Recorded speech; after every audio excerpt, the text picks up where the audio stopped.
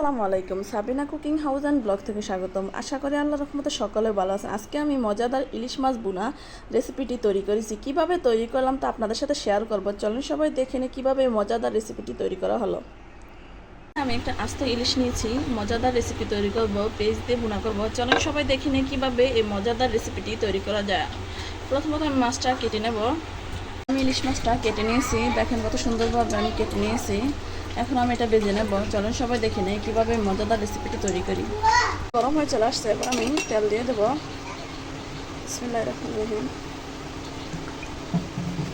তেল গরম হওয়ার জন্য অপেক্ষা করব। তেল গরম হয়ে চলে আসছে, মাছগুলো দিয়ে দেবো।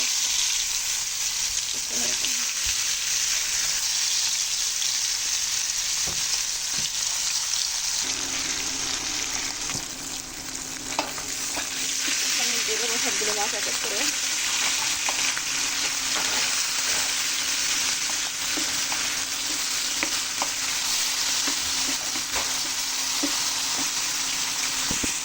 এখন আমি ইলিশ মাছ ভাজা তেলের মধ্যেই আমি তরকারিটা রান্না করে নেব। ইলিশ মাছ ভাজা তেলের মধ্যে আমি পেঁয়াজগুলো দিয়ে ভেজে নেব।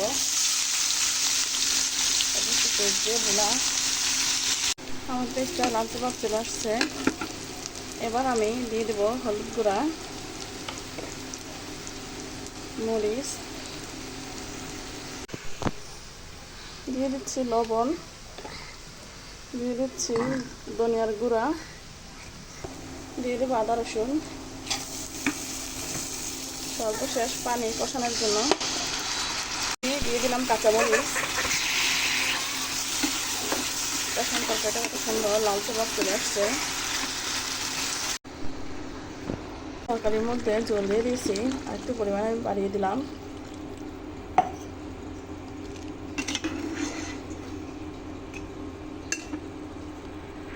আমি এক এক করে মাছগুলো দিয়ে দেবো, ইলিশ মাছ ভাজা।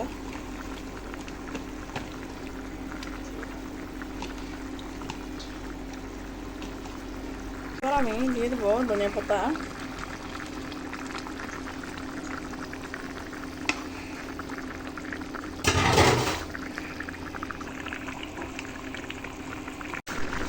সর্বশেষ আমি দিয়ে দেবো জিরা গুঁড়া।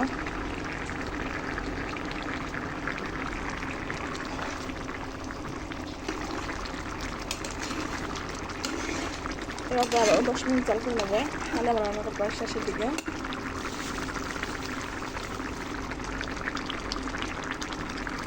ইলিশ মাছ ভুনা আমার তরকারিটা রান্না প্রায় শেষ, আমি চুলা অফ করে নেব।